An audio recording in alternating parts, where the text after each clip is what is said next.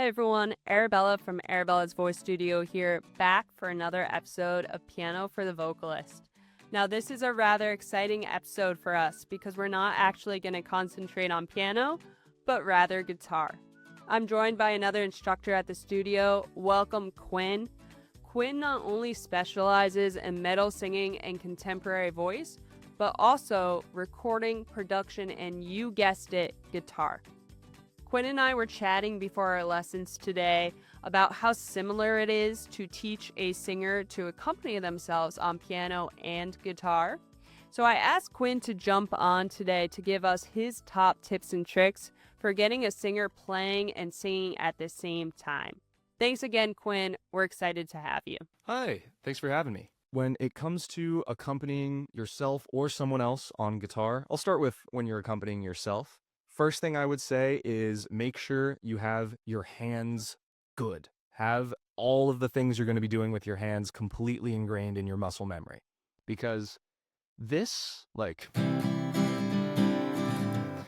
it's a lot harder to mess up in tiny little ways. If your fingers are in the right place and you understand the instrument, it's going to sound just fine and you don't need to put a lot of thought into it. Singing, on the other hand, is a very in-the-moment thing. You want to be really dialed into exactly what you're doing, exactly what you sound like. So the more you can get away from thinking about your instrument entirely, I think the more smooth your performance is going to be. Now, when it comes to what you should actually be playing, if there's a piece that has a simple chord progression, but with some embellishments, like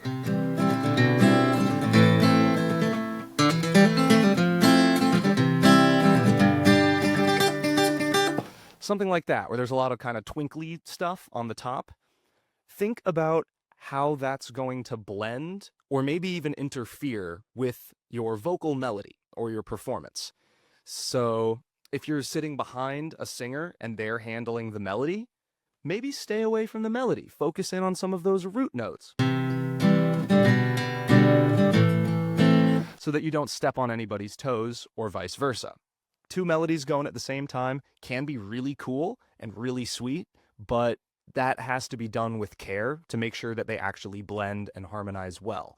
So if you feel like adding a little bit of melodic stuff in your playing, maybe wait until a time when the vocals aren't doing a ton, like a break in a verse or a chorus.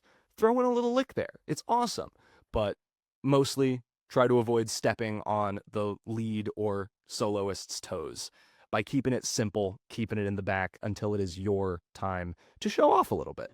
Awesome. So I'm hearing two tricks in there. One is to focus on the root notes, which we also talk a lot about in piano. The other is to strip back chords so that the melody notes aren't included, just those harmonies. Can you give us insight into how you might go about that? Yeah, sure.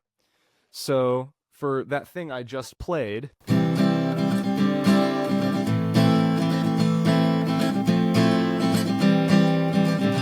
something like that, you can kind of hear buried in those chords like da, da, da. But maybe your singer's already doing that. So you can focus on the actual 1, 3, and not so much of the kind of strummy single note stuff. Keep it to whole chords. It's going to give it a much more solid feeling than noodling around. Keeps it a lot more simple, a lot more laid back. Great stuff. Now here's a hot take question for you. If a singer is having trouble with a song, whether that's singing it or playing it, which instrument do you adjust, the voice or the guitar? Do you have to transpose so that it's better for the voice or better for your hands? Or do you just practice it to the point that it becomes a little easier? That is an interesting question.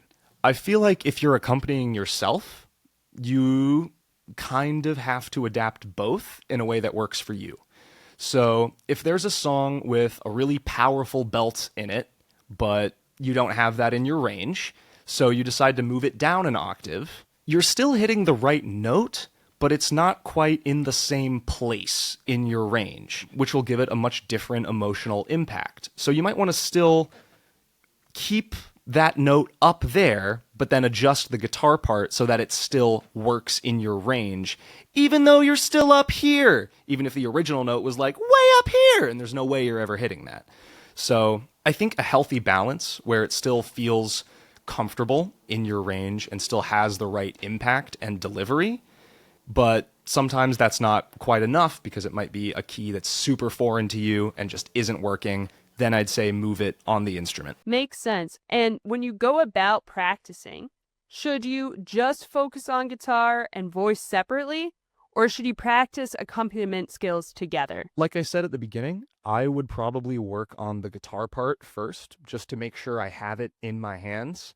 And then once it's super comfortable, I've played it a million times, I don't even have to think about what my hands are doing. For me at least, that's when I start incorporating the singing. Doubtlessly, I've already sung the song a couple times. If I know I want to play it, I'm probably somewhat familiar with it. But I think practicing for the actual application of it is going to be helpful. So I would practice the singing once you have the guitar part ready, because it's going to feel different if you're just singing without it, and then you pick up a guitar. All of that might go out of the window. So practice the way you're actually going to do it. Thanks again, Quinn. This is really helpful stuff. It was even a nice refresher for me to hear some of these tricks that you just laid out.